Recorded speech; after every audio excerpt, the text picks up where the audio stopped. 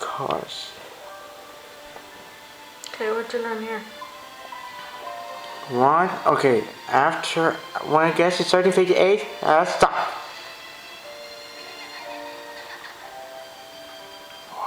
Transit vehicles.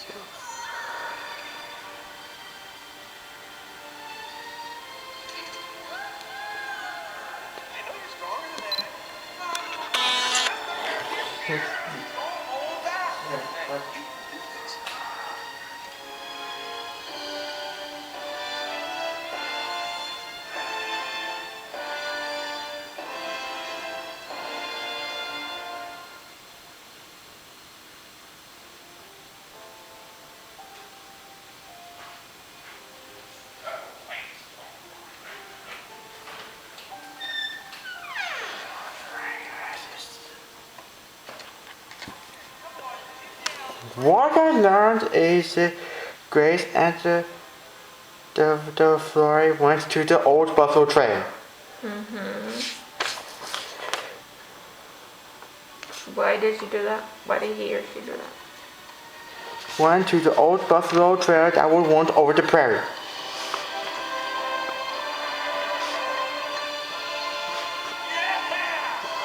Okay. No? That's right.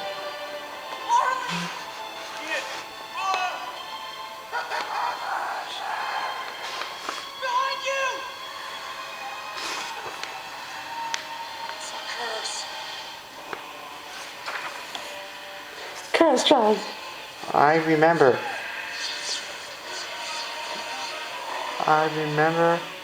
where Grace learned the Midwest was dry. Meaning there's no water, right? Yeah.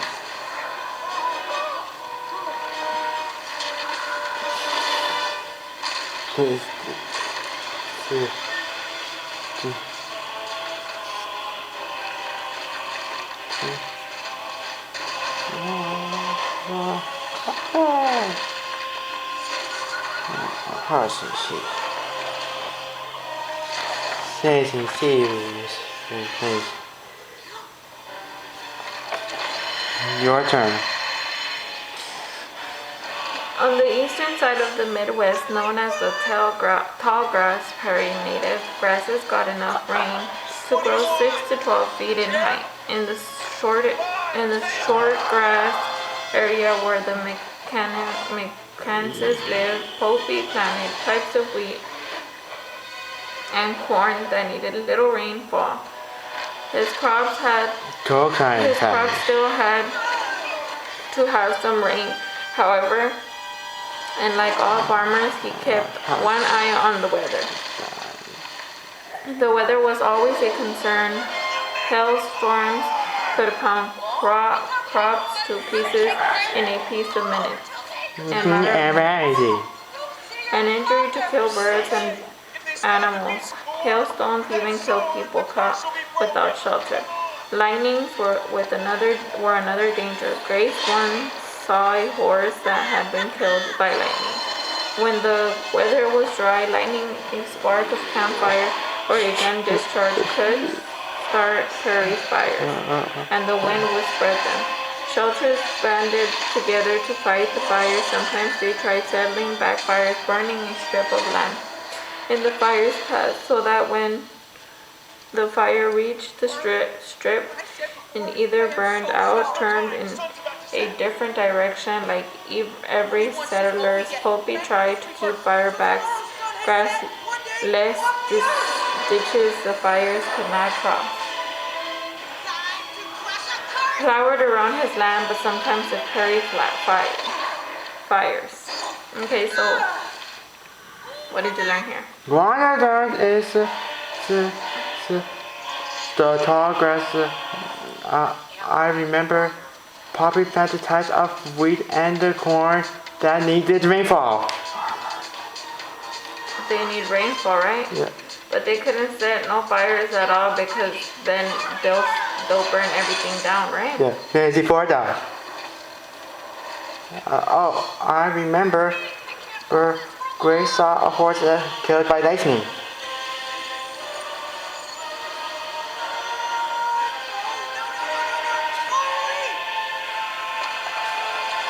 Oh.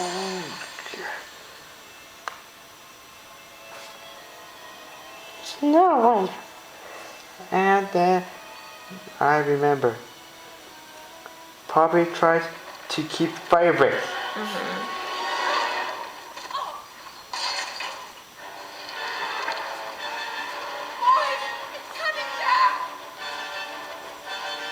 Yeah. I'll go distract you. What? No. It's okay. It's okay. Your turn. You go and say goodbye. Okay, we're moving fast enough. They could jump, fire breaks, and stop only by driver or a creep. Grace never fought her first prairie fire. As soon as Poppy saw smoke in the foothills, she took out into wagon with a barrel of water. Mama, Glory, and Grace watched all morning as the fire grew closer to the land. Grace was frightened. Mama told the girls that if the fire jumped the fire break, they would run to the middle of the big bare field, or the fire would have nothing to burn, and I would go around them or die out. When the flames reached the fire break, Grace was ready to run. Then she saw that the fire was going out. When Poppy finally came home, his clothes and skin were back from soup. A few moments after the fire, a rainstorm struck the homestead. The boiling of the wind woke everyone up. Suddenly, the darkness, black and thick as velvet, was obscured by a terrible blue flash of lightning. Grace remembered. Then there was a cracking, tearing sound, and the saddle seemed to quiver. Now I remember. Grace never forgot her first prairie fire. And she was frightened, right? Yeah. She was scared. Yeah.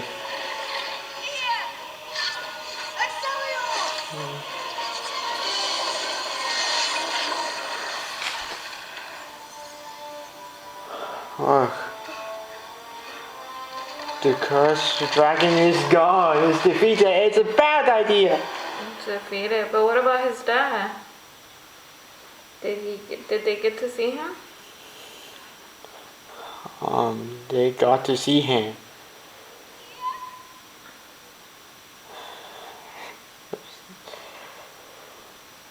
So I remember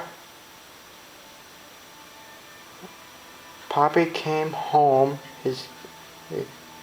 Poppy came home with his clothes and skin were black from soot.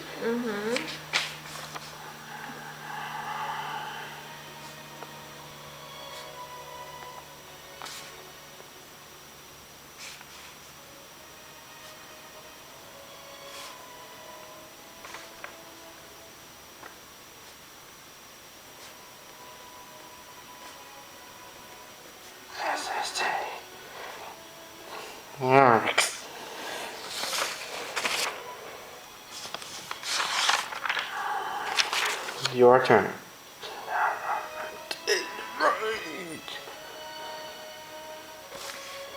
The noise was the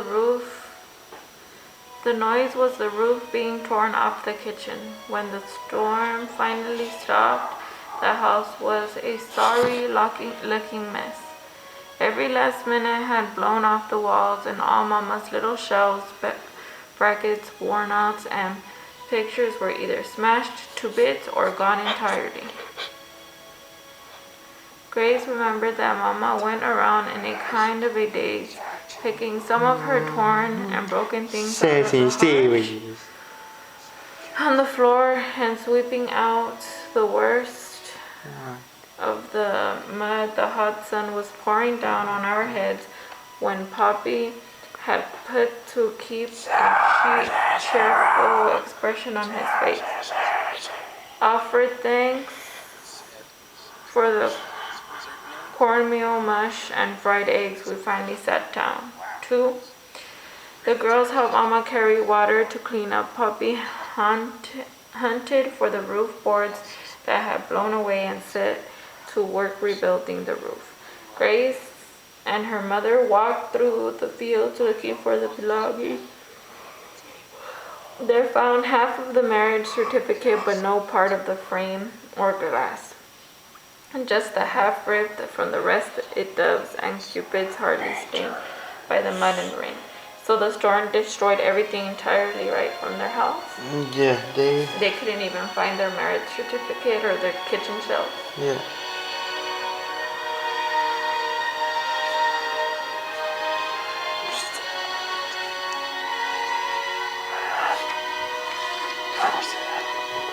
Still, Poppy was not discouraged like most farmers. He lived on hope, always convinced that the next year would be better. One early November, still made it to go to play outside. Grace and Ford gathered up their golf dolls and settled into the sun for the winter. Fireside fluffies and dried corn hung in the kitchen corner that was a heap of onions, turnips, pumpkins, cabbage, and potatoes filled the cellar cake. Just before Thanksgiving, Poppy came home from one of his weekly trips to town with his toothbrush and bag of wagon. He had come by the where from Grandma and Grandpa Blaine, last parents back in military, Grace and Floyd, and even little Stella were almost beside the process with Simon when Poppy started far off the lift. Blaine. Yes. Thanks. Going to the park later? Yeah, see you there. What I found out, they came by railroad from Grandma and Grandpa Blaine. Who's a good dragon? Who's a good dragon? School was really good. Well, all right. What else did you learn? You working hard? No, hardly working. Oh, I gotta go. I'm meeting the mandatory for a night out. North Street 95. North Street 95. Oh, you forgot your keys. Don't need 'em. I was born to run. I remember. Grace and Floyd gathered up their cob dolls and set them into a sauce house. So, how's the new van? Oh, Guinevere's a second is great. I've almost got enough saved up for a sweet paint job. No, please don't. Why not? Because I already took care of it. Oh, yeah! It was what he did for him. They fixed the van. Mark is to take a little something called the Road of Ruin. Nah, that's too obvious. Wait, what? On a quest, clear path is something right. Your turn. The first one was filled with molasses to sweeten their cereal and Mama's baked goods. The second was full of red apples from Grandpa Blanny's orchard behind the big white house. Grace saw the faraway look in Mama's eyes when she took one and held it in her hand. The third barrel was the last. The third barrel was the best. First, they pulled out bags of black walnuts from Grandpa's nut tree and sweet potatoes from his garden. Then came Grandma's bundles. One contained a dress length of new calico fabric for Mama and each of the girls.